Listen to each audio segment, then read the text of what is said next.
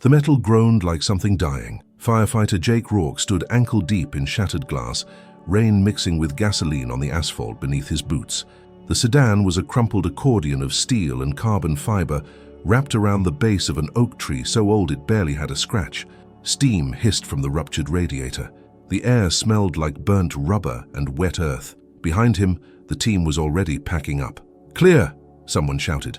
Jake turned back toward the engine, his gloved hand trailing along the dented doorframe. The driver had been extracted 20 minutes ago, critical but breathing. The paramedics were gone.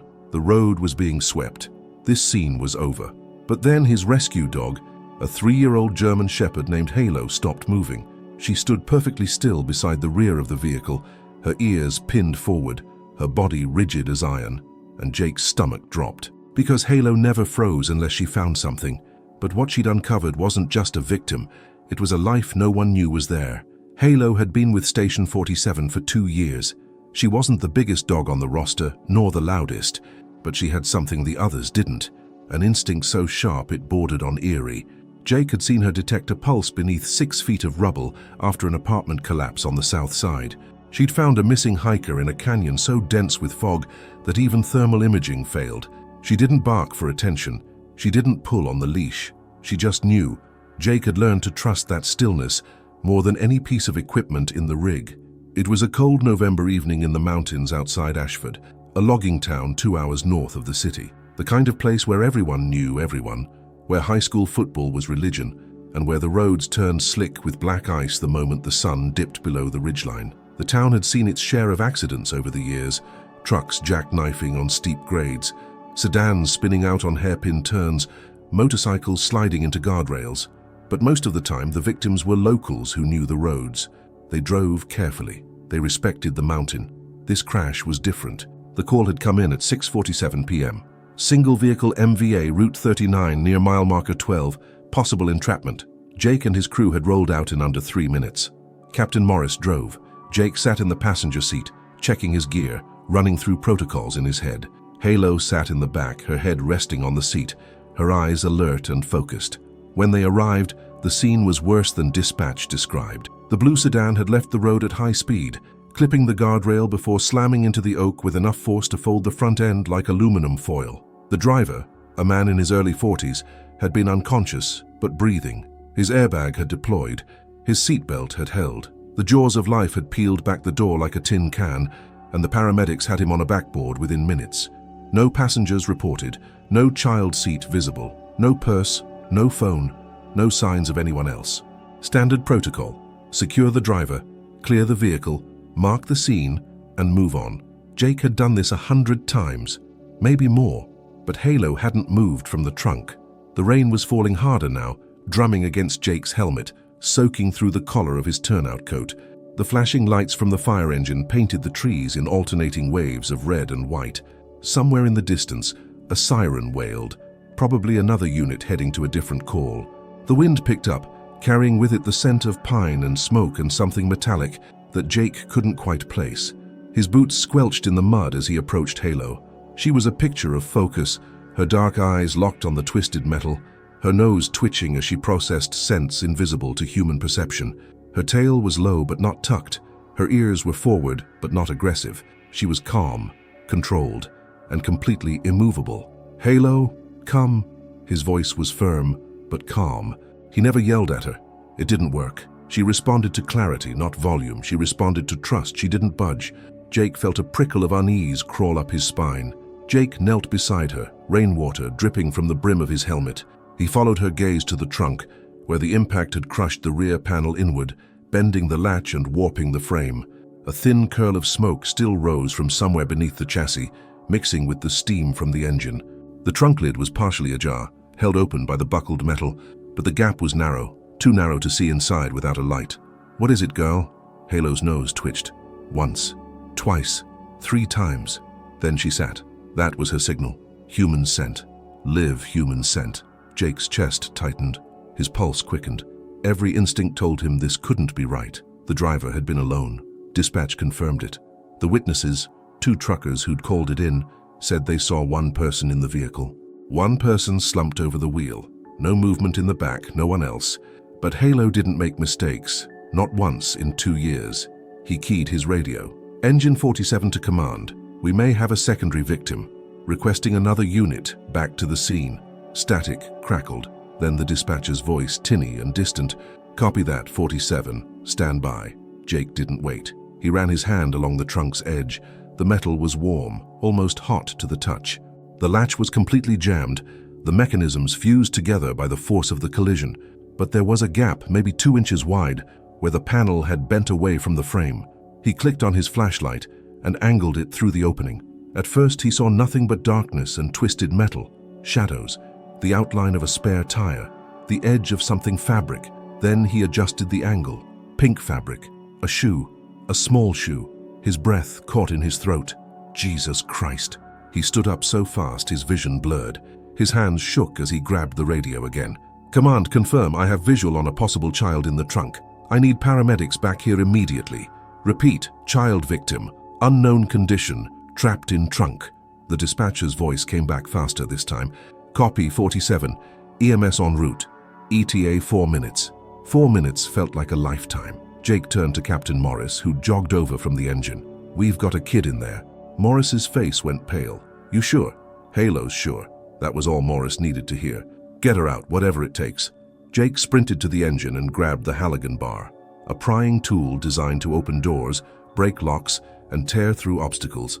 It was heavy, solid steel, and in his hands it felt like an extension of his own body. He'd used it hundreds of times.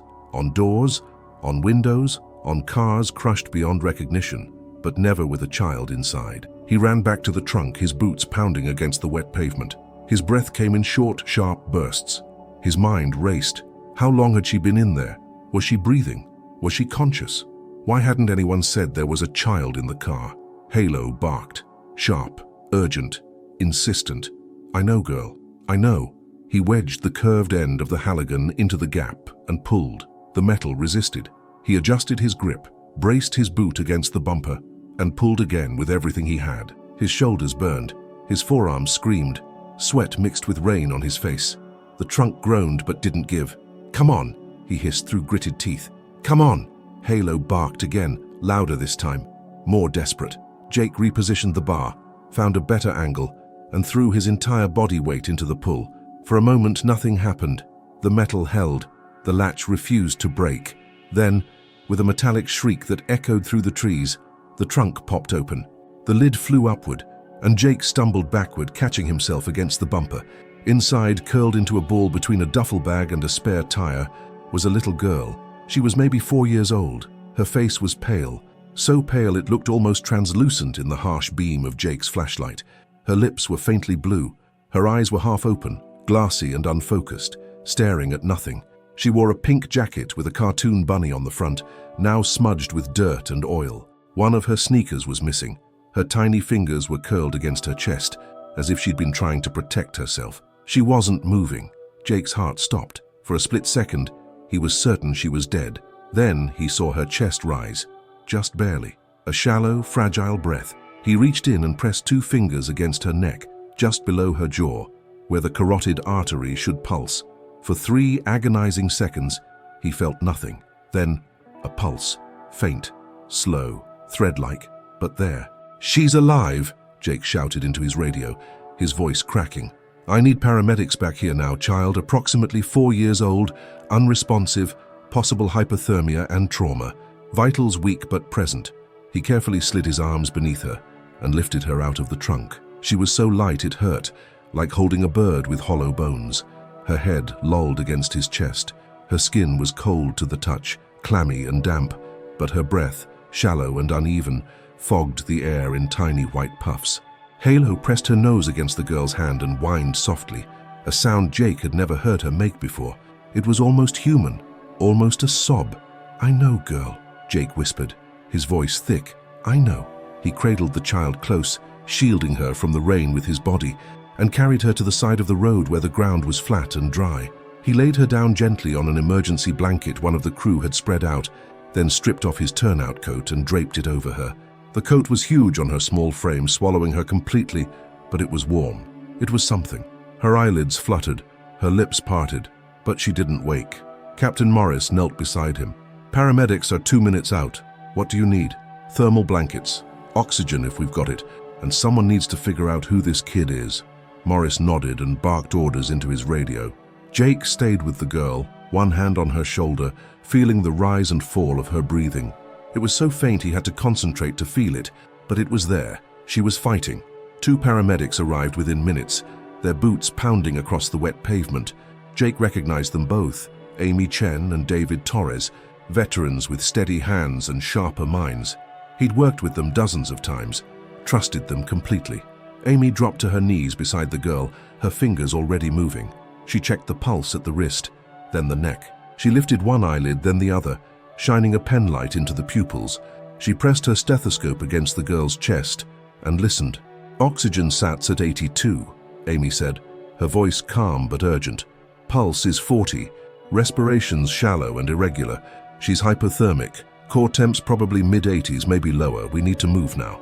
"Any visible trauma?" David asked as he unrolled a trauma kit. "Not that I can see. No blood, no obvious fractures. But she's been in there a while." Amy looked up at Jake. "How long?" "I don't know. Driver was extracted maybe 25-30 minutes ago. No one said anything about a passenger. No one even looked." Amy's jaw tightened. She inserted a nasal cannula and turned on the oxygen.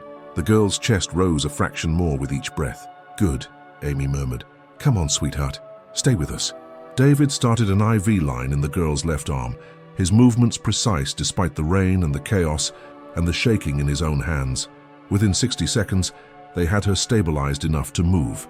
They wrapped her in thermal blankets, silver, crinkly, designed to trap body heat, and lifted her onto a stretcher. Halo stood beside Jake, her eyes tracking the girl's every movement. She whined again, softer this time. "Where's her parent?" Jake asked. "The driver, was he her father?" Amy shook her head as she secured the straps. "Driver's unconscious, no ID on him yet. We don't even know his name." "Then who is she?" No one answered. The ambulance doors slammed shut, and the vehicle tore off down the road, its sirens wailing into the night. The sound faded slowly, swallowed by the rain and the wind and the darkness. Jake stood there, rain dripping from his helmet, staring at the empty trunk. Something wasn't right.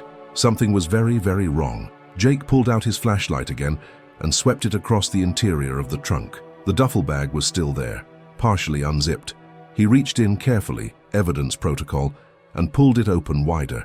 Inside, children's clothes, a pair of jeans, size 4T, a purple sweater, a stuffed elephant with one ear missing, a juice box still sealed, a coloring book with half the pages torn out, a small hairbrush with blonde strands caught in the bristles, a toothbrush still in its package, and a photograph. Jake picked it up with gloved fingers. It showed a woman, blonde, maybe 30, with kind eyes and a tired smile, holding a little girl in her arms. The same little girl. She wore the same pink jacket, the same bright, innocent expression. They were standing in front of a carousel, the lights blurred in the background, the woman's arms wrapped protectively around the child. On the back of the photograph, in faded blue ink, someone had written, "Emma, age 3, don't let them take her." Jake's blood ran cold. He turned the photo over again, studying the woman's face. There was something desperate in her eyes, something that transcended the forced smile. This wasn't a casual snapshot taken at a fair. This was a message, a warning, a plea. He bagged the photograph as evidence and continued searching the trunk. Beneath the spare tire, he found a crumpled receipt from a gas station in Portland, dated 4 days ago. A bottle of water, half empty. A child's sock, bright yellow with cartoon bees. A granola bar wrapper, and a phone. It was an older model, cracked screen, no case. The kind you bought at a convenience store with prepaid minutes. Jake pressed the power button, but the battery was dead. He bagged it too, handling it carefully. By the time Lieutenant Sarah Gaines arrived, the scene had been cordoned off with police tape. The fire crew had cleared out, leaving only Jake, Halo, and 2 young deputies standing guard. The rain had slowed to a drizzle, but the wind had picked up, rattling the branches overhead. Gaines was a sharp-eyed detective with the county sheriff's office, mid-40s, grey streaking her dark hair, with a reputation for solving cases other detectives gave up on. She walked up to Jake with her notebook already open, her flashlight cutting through the gloom. "Show me what you found." Jake handed her the evidence bags. She examined the photograph first, turning it over slowly, reading the inscription with a frown that deepened with each word. Her jaw tightened. "We ran the plates," she said quietly. The car's registered to a woman named Claire Voss, reported missing 3 days ago in Portland, Oregon. Her daughter, Emma Voss, age 4, was reported missing with her. Jake felt the ground shift beneath his feet. So the driver isn't the mother. Silence fell between them, heavy and suffocating. Gaines pulled out her phone and made a call. Jake could only hear her side of the conversation, but it was enough. Yeah, Emma Voss, 4 years old, blonde hair, pink jacket. She's at Mercy General now, critical but stable. No, the driver's in surgery. Head trauma, internal bleeding, compound fractures. He's not talking that. We need someone from Portland PD down here ASAP. And get me everything you have on Claire Voss. Employment records, known associates, restraining orders, everything. I want to know where she is right now. She hung up and looked at Jake, her expression grim. This isn't just a car accident. I know. Good work tonight, she said quietly. If your dog hadn't stopped... She didn't finish the sentence. She didn't need to.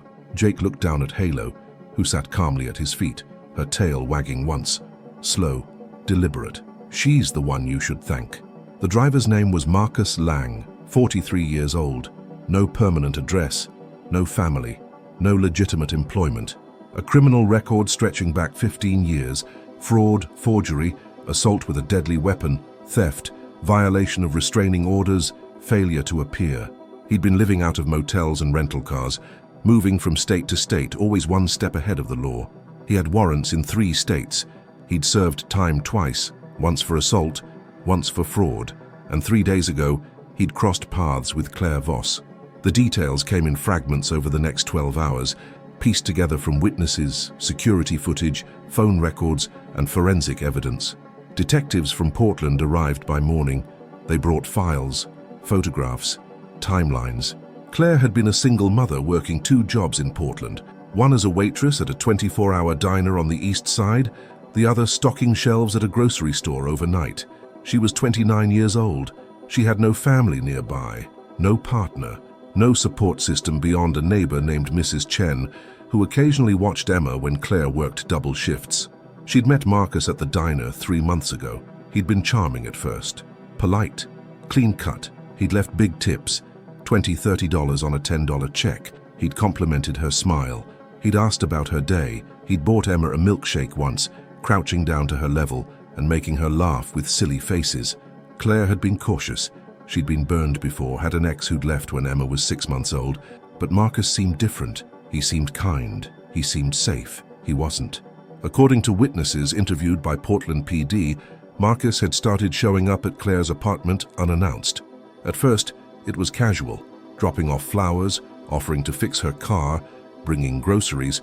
Then it became more frequent, more insistent. Claire had started avoiding him, had stopped returning his calls, had asked him to leave her alone. He didn't. On the night of November 9th, neighbors heard shouting from Claire's apartment, heard a scream, heard something heavy hit the floor, then heard a door slam. One neighbor, an elderly man on the 2nd floor, called the police. But by the time they arrived, Claire's car was gone. So was Emma. Claire's body was found 2 days later by a fisherman walking along the Columbia River. She was in a shallow grave, wrapped in a blue tarp and covered with rocks and branches. The site was remote, isolated. It would have taken someone hours to dig. She'd been strangled. The autopsy revealed extensive defensive wounds on her hands, arms, and face. She'd fought. She'd fought with everything she had. Her fingernails were broken. Her knuckles were bruised. Skin cells were found under her nails. Marcus's DNA. But it hadn't been enough. The news hit Jake like a freight train to the chest. He sat in the station's break room the next morning, staring at the television screen as the local news anchor read the details. The room was quiet except for the low hum of the refrigerator and the soft sound of Halo's breathing beside his chair. On the screen, they showed a photo of Claire, young, smiling, holding Emma at a park. Emma was laughing, her hands covered in chocolate ice cream, her eyes bright and full of life. Jake's throat tightened. He thought about the photograph in the trunk, the desperate scrawl on the back. Don't let them take her. Claire had known. In her final moments, as Marcus dragged her toward that shallow grave, as he wrapped his hands around her throat and squeezed, she'd known that Emma was still in danger. She'd hidden that photograph. She'd left a message, a prayer, a plea to whoever found her daughter. Protect her. Save her. Don't let them take her. Jake pressed his palms against his eyes. His chest ached. His hands shook. Halo stood up and walked over to him. She rested her head on his knee, her warm brown eyes looking up at him with something that felt like understanding, like empathy. "She fought for her," Jake whispered, his voice breaking. "She fought for her daughter until the very end." Halo's tail thumped once against the floor. Jake wrapped his arms around her and held on tight. Emma Voss spent 5 days in the pediatric intensive care unit at Mercy General Hospital. Hypothermia, severe dehydration, bruised ribs from the impact. A mild concussion, acute stress reaction, shock but no broken bones, no internal bleeding, no organ damage, no permanent physical harm. Against all odds, she was going to survive. The doctors called it a miracle. Jake called it luck. But deep down, he knew it was something else. It was a mother's love, a final act of protection. Claire had put Emma in the trunk to hide her, to keep her safe, to give her a chance. And it had worked. Jake visited Emma on the 3rd day, after the doctors cleared her for short visits.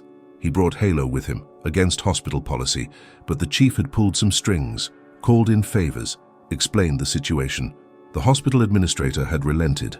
Emma was awake when they arrived, propped up on pillows in a bed that seemed far too big for her small frame.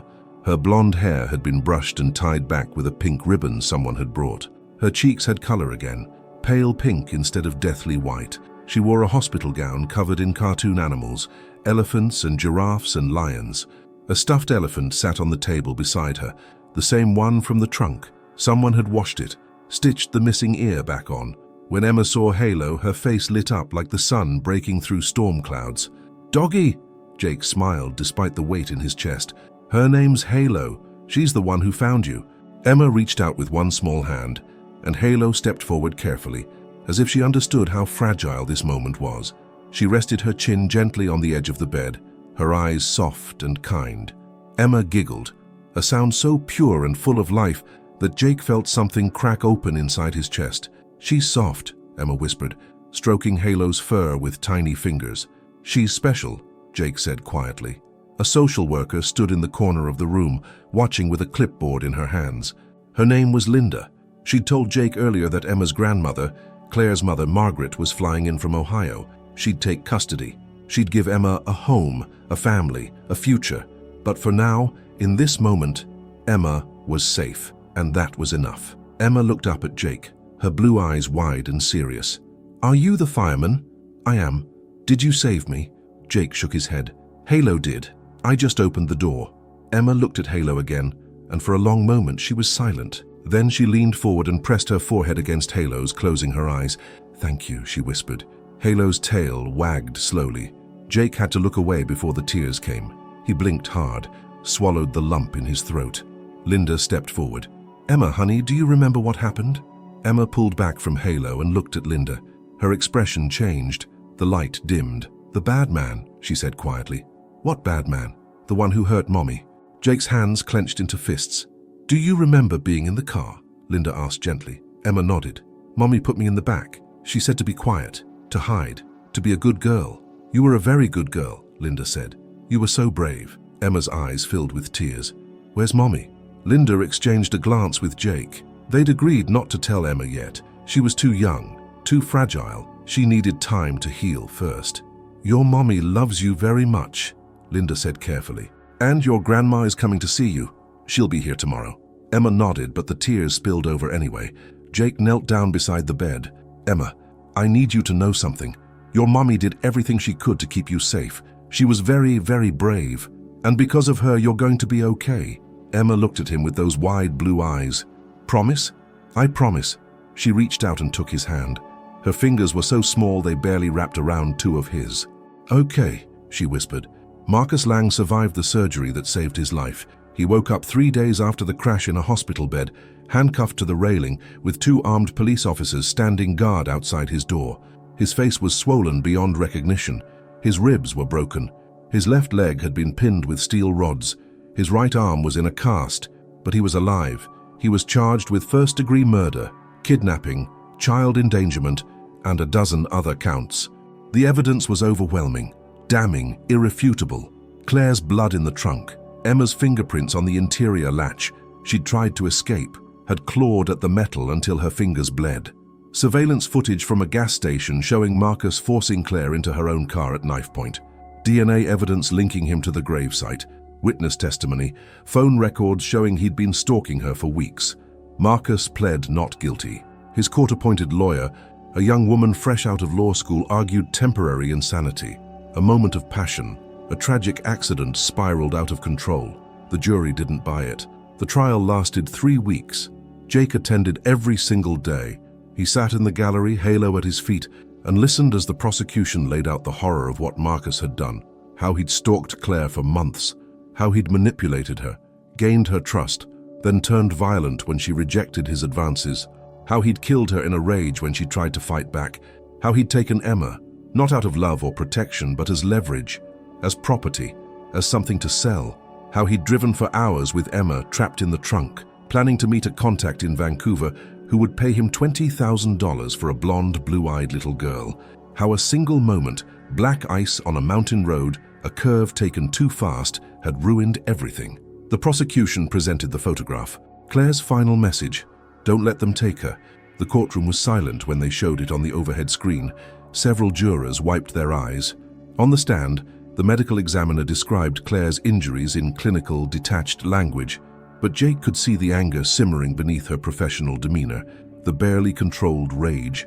Marcus sat at the defense table throughout the trial, his face expressionless, as if none of this had anything to do with him. As if he were watching a movie about someone else's life. Jake wanted to hate him, but mostly he just felt empty. The jury deliberated for 2 hours and 17 minutes. Guilty on all counts. Life without the possibility of parole. When the verdict was read, Marcus showed no reaction, no surprise, no remorse, nothing. He was led out of the courtroom in shackles, his head down, his face blank. Jake watched him go and felt nothing. No relief, no satisfaction, no sense of justice. Just exhaustion. The story spread like wildfire through social media and news outlets. Local news picked it up first, then regional outlets, then national networks. Within a week, Halo's story was everywhere. CNN, Fox, ABC. The story had everything the media loved. A hero dog, a murdered mother, a kidnapped child, a dramatic rescue. Hero dog saves kidnapped girl hidden in trunk. Rescue dog's instinct solves murder case. Halo the firefighter's dog, the four-legged hero who wouldn't give up. Jake hated the attention with a burning intensity. He wasn't a hero. He'd just done his job. He'd opened a trunk, that was it. But Halo? Halo became a sensation overnight. Letters poured into the station, hundreds of them, then thousands. From children who drew pictures of her, from parents who thanked her for giving them hope, from other first responders who said she inspired them. Some letters included donations, $5, $10, checks for hundreds. One elderly woman sent a hand-knitted blanket with Halo's name stitched into it in gold thread. A local artist painted a mural of Halo on the side of a building downtown, 20 feet tall, her face noble and strong, her eyes kind and alert, with the words, "Guardian Angel," painted beneath her in flowing script. Elementary schools invited Jake to speak. He declined most of them, but he accepted a few, bringing Halo with him, watching as children crowded around her, their faces glowing with wonder. A publisher in New York offered to write a book about Halo's life. A film studio in Los Angeles reached out about acquiring the rights to the story. A toy company wanted to make a plush version of Halo to sell in stores. Jake turned down all of it, but he accepted one thing. The mayor's office wanted to honor Halo with a commendation, a public ceremony, recognition for her service. Jake agreed, not for himself, for her, because she deserved it. On a cold Saturday morning in December, the town of Ashford gathered in the square in front of the old courthouse. Flags hung from every lamppost. American flags, state flags, thin red line flags. A stage had been set up in the center of the square, draped in red, white, and blue bunting that fluttered in the winter wind. Folding chairs had been arranged in neat rows, but most people stood, packed shoulder to shoulder, bundled in coats and scarves and gloves. Families. Firefighters in dress uniforms, police officers, paramedics, teachers, shop owners, people Jake had never met, who'd driven hours just to be there. They held handmade signs that read, "Thank you, Halo. Heroes have 4 paws. Emma's guardian angel. We love you, Halo." The square was packed.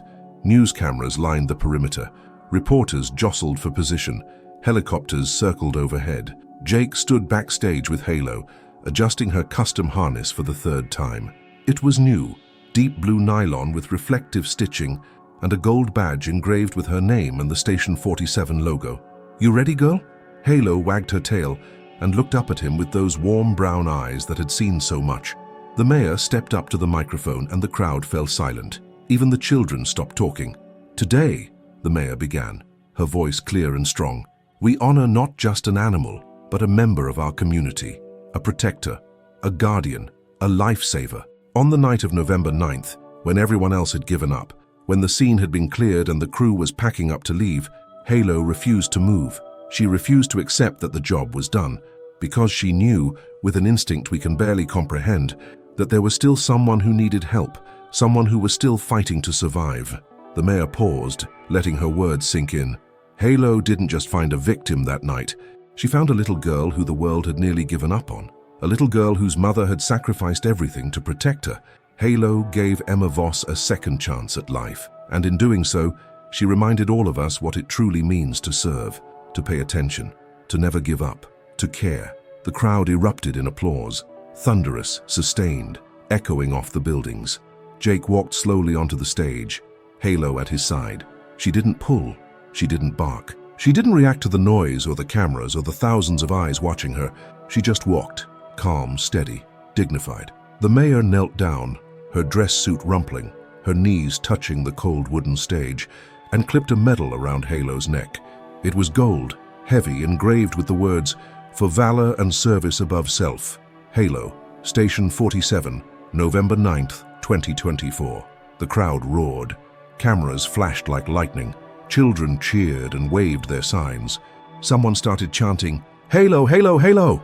The chant spread through the crowd until hundreds of voices were shouting her name in unison. Jake looked out at the sea of faces, strangers and neighbors, young and old, people from every walk of life, and felt something he hadn't felt in a very long time. Pride, not in himself, in her, in what she represented, in the idea that goodness still existed in the world, that heroes could still be found. That sometimes, against all odds, the right person, or the right dog, was in the right place at the right time, and lives were saved because of it. 3 months later, on a bright morning in early March when the snow had finally melted and the first crocuses were pushing through the soil, Jake received a letter in the mail. The envelope was decorated with stickers, butterflies and rainbows and stars. His name and address were written in careful, wobbly handwriting on lined paper. Inside was a letter. "Dear Jake and Halo, thank you for saving me. My grandma says you are heroes. She says you gave me a second chance. I don't really understand what that means, but I think it means you helped me. I live with Grandma now in Ohio. Her house is big and it has a yard with a swing. She makes really good pancakes with chocolate chips, and she lets me help pour the batter. I have a new room with pink walls and a nightlight that looks like stars. It makes me feel safe. I miss my mommy every day. Grandma says she's watching me from heaven. She says mommy would be proud of me. I hope that's true. I go to kindergarten now. I have friends. Their names are Lily and Marcus and Sophie. Not the bad Marcus, a different Marcus who is nice. We play together at recess. I drew you a picture. It's you and Halo. You are both smiling because you are happy and because you saved me. I love you very much. Emma." Attached to the letter with a paperclip was a crayon drawing. 2 figures stood side by side beneath a bright yellow sun. A tall man in a firefighter's uniform with a helmet and a dog with pointy ears and a medal around her neck. Between them, holding both their hands, was a little girl with blonde hair and a pink jacket. All 3 were smiling. Above them, written in careful, uneven letters, were the words, "My heroes." Below them, in smaller letters, "Thank you for finding me." Jake stared at the drawing for a long time, his vision blurring. Then he carefully pinned it to the bulletin board in the station's break room, right next to the duty roster, and the calendar, and the photos of other rescues. It stayed there for years, and every time a new recruit joined Station 47, Jake would point to that drawing and tell them Emma's story, not because he wanted credit, but because he wanted them to understand something fundamental about the work they did, that it mattered, that every call mattered, every scene mattered, every decision mattered, that sometimes when you thought the job was done, when everyone else had moved on, when the scene was cleared and the paperwork was filed, sometimes there was still one more person who needed help, and if you paid attention, if you trusted your instincts, if you refused to give up, you might just save a life. On a quiet evening in late spring, nearly 6 months after the accident that changed everything, Jake stood in the station's garage, scrubbing dried mud off the rig's rear wheels. The sun was setting, casting long golden shadows across the concrete floor. The bay doors were open, letting in the warm breeze that smelled like cut grass and distant barbecue smoke. Halo lay nearby on her favorite mat, her chin resting on her paws, her eyes half closed in contentment. She looked peaceful, relaxed, happy. The radio crackled. Engine 47, respond to a structure fire, 14-22 Maple Street. Multiple callers reporting heavy smoke, possible entrapment. One caller states they heard screams from inside the residence. Jake dropped the brush. His muscles moved on autopilot, grabbing his turnout gear from the hook, pulling on his pants and boots, shrugging into his coat, securing his helmet. His heart rate spiked. His focus narrowed. Halo was already on her feet, tail wagging, eyes alert. "Let's go, girl." They rolled out into the dusk, sirens wailing, lights flashing, tearing through intersections as traffic parted like water. The address was on the edge of town, a two-story house with older construction, wooden frame, paint peeling from the siding. Smoke poured from the second-floor windows, thick and black, billowing into the darkening sky like a storm cloud. Neighbors stood in the street, pointing, shouting over each other. "There's someone inside," a woman screamed, her voice raw with panic. "I heard them, a kid, my neighbor's son, he's in there." Jake's blood went cold. The captain was already shouting orders. "Torres, Chen, primary search, second floor. Malik, water on that window. Rourke, you're with me, let's move." Jake and Halo stormed through the front door. The heat hit him like a physical wall, suffocating, overwhelming, stealing the air from his lungs even through his mask. The smoke was so thick, he couldn't see his own gloved hand in front of his face. His flashlight beam barely penetrated 3 feet. His radio crackled with overlapping voices, static, chaos. The floor beneath his boots creaked ominously. Somewhere above them, timber groaned and something crashed, but Halo didn't hesitate. She moved through the smoke like a ghost, her nose low, her body tense, every muscle locked on a single purpose. She didn't bark. She didn't pause. She knew what she was looking for. She led Jake through the living room, past furniture Jake could barely see, around obstacles he only avoided because he trusted her completely. She led him to the stairs, each wooden step groaning under their combined weight, threatening to collapse, up into the second floor where the heat was even worse, where the smoke was so thick it felt solid, down a hallway engulfed in flames that licked at the walls and ceiling, to a bedroom at the very end. Halo stopped, sat, barked once. Her signal. Jake kicked the door open. Inside, huddled beneath a desk, was a teenage boy, maybe 15, wearing a t-shirt and sweatpants, his face covered in soot, his eyes closed, his body limp, not moving. Jake's training took over. He grabbed the boy, checked for a pulse, faint but there, and slung him over his shoulder in a fireman's carry. The kid was heavier than Emma had been, but adrenaline made Jake stronger than he had any right to be. He ran, down the hallway through flames that singed his coat, down the stairs that cracked and splintered beneath his boots, through the living room where the ceiling was beginning to collapse, out the front door and into the night air that felt like diving into cold water. The paramedics took over immediately. They laid the boy on the grass. Oxygen mask, chest compressions, someone counting aloud. 1, 2, 3, 4. For 30 agonizing seconds, nothing happened. The boy's chest didn't rise. His eyes didn't open. Jake felt his heart sinking. Then, the boy gasped. His eyes flew open wide with terror and confusion. He coughed, retched violently, sucked in air like he'd been drowning for hours. He lived. Later, after the fire was out and the scene was being cleared, after the investigators arrived and the neighbors had dispersed and the adrenaline had faded, Jake knelt beside Halo in the grass behind the rig. His hands were shaking. His legs felt weak. His mind was replaying every second of the rescue, every decision, every moment where things could have gone wrong. He wrapped his arms around Halo and held on tight. "You did it again," he whispered into her fur, his voice breaking. "You did it again, girl. You saved him." She licked his face, long, wet, enthusiastic, and her tail wagged so hard her whole body shook. And for the first time in months, Jake allowed himself to believe something he'd almost forgotten in the darkness of that November night. That sometimes, in a world that could be cruel and random and unfair, there were still small miracles, still moments of grace, still heroes who showed up when they were needed most. And sometimes, those heroes had 4 paws and a heart bigger than the entire world. Life at Station 47 returned to its rhythm, but nothing was quite the same. Calls came in. Fires were fought. Lives were saved. Paperwork was filed. Equipment was maintained. The ordinary work of extraordinary people continued day after day. But something fundamental had shifted. The crew looked at Halo differently now, not as a tool or an asset, or even just a working dog, as family, as one of them. Jake noticed the way rookie firefighter Santos would sit with Halo during breaks, scratching behind her ears for 20 minutes straight while telling her about his day. He noticed the way Captain Morris always made sure there was an extra portion of food for her after long shifts, sneaking her bits of chicken or beef when he thought no one was looking. He noticed the way even the gruff, cynical veterans would soften when Halo walked into a room, their faces breaking into genuine smiles. She'd become more than a rescue dog. She'd become a symbol of everything they stood for: hope, persistence, the refusal to give up, the belief that every life mattered, that every person deserved to be found, to be saved, to be given a second chance. Children who visited the station during school field trips would light up when they saw her, crowding around to pet her, to take pictures with her, to hear her story. Parents would kneel down beside their kids and whisper, "That's the hero dog, she saved a little girl's life." And Halo would sit patiently through it all, her tail wagging, her eyes kind, accepting the attention with quiet grace.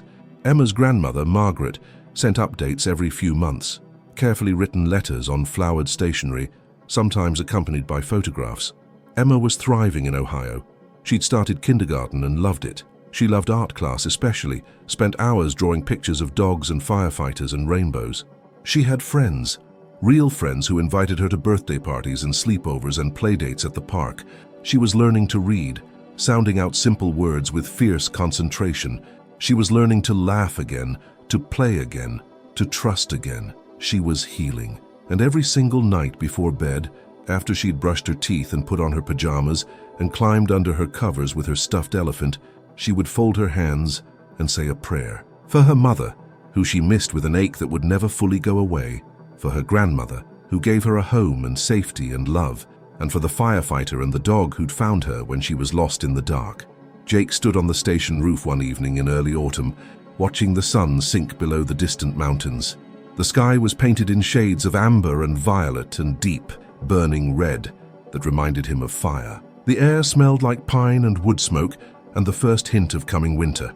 Halo sat beside him at the roof's edge, her ears twitching at the sound of distant traffic, her eyes tracking a hawk circling overhead in lazy spirals.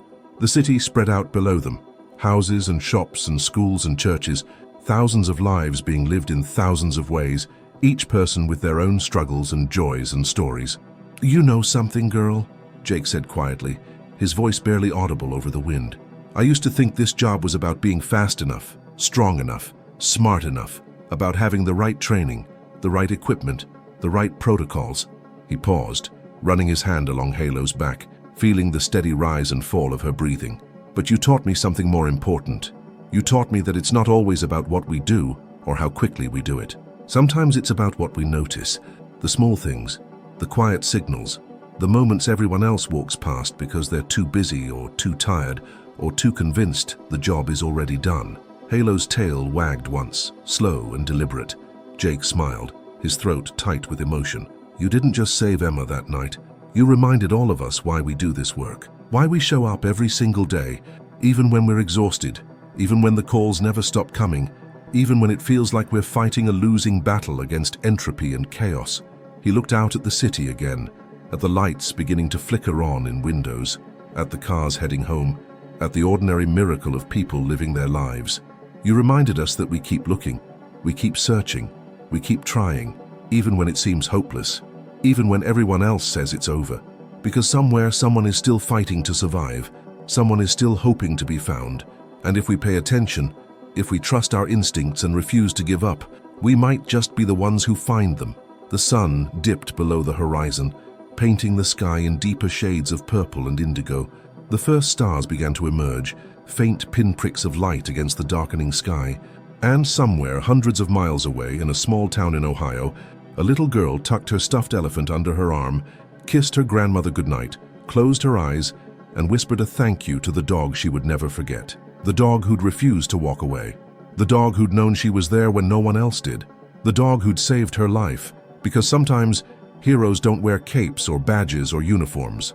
Sometimes they don't even speak. Sometimes they simply know, with an instinct that goes deeper than training or protocol or logic, that someone needs help. And that knowing, quiet and patient and absolutely unshakable, can change everything. It can save a life. It can solve a murder. It can give a little girl a second chance. It can remind an entire community what it means to care.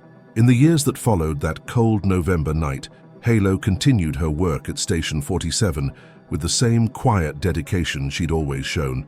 She found people trapped beneath rubble after earthquakes, their voices too weak to call for help. She located missing hikers lost in wilderness so vast and dense that search teams had given up hope. She detected gas leaks seconds before they became catastrophic explosions, saving entire apartment buildings. She pulled children from overturned cars and elderly people from burning homes and workers from collapsed construction sites. She became one of the most decorated rescue dogs in state history, with commendations from 3 governors, recognition from national first responder organizations, and a shelf full of awards and medals at the station.